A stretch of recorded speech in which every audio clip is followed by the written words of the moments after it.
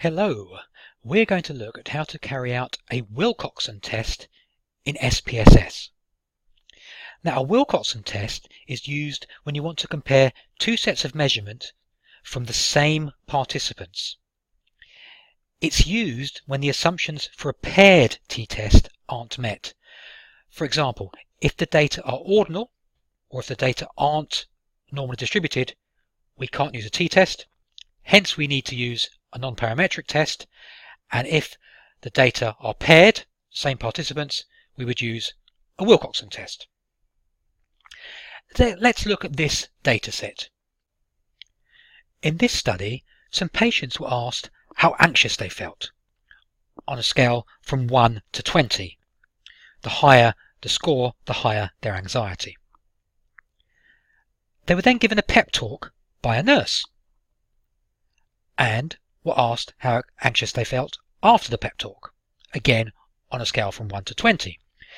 So for example, we can see that this person, number 1, their anxiety actually increased after the pep talk. Person number 2, their anxiety decreased. Person number 3, their anxiety stayed the same, etc., etc. So we may want to ascertain whether their anxiety changed after the pep talk. So in effect, we want to compare this column with this column. Now, as the data are ordinal, we can't conduct a paired t-test. Hence, instead, we will carry out a Wilcoxon test. To conduct a Wilcoxon test, we do as follows. Analyze, non-parametric tests, legacy dialogues, to related samples. So related samples because the same people were measured twice, so they're related. Then we drag our two variables across, anxiety score before, anxiety score after. We ensure that Wilcoxon has been ticked, and under options we can select quartiles.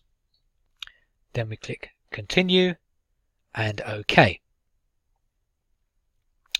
Now in our output we can see that the average, the median anxiety before the talk was 10 and the average anxiety score after the talk was 8. So in our sample the anxiety has decreased. Now, is this a significant change? Well, let's go down to find out our p-value. If we go to the box that says test statistics, we can see that our p-value is 0.033.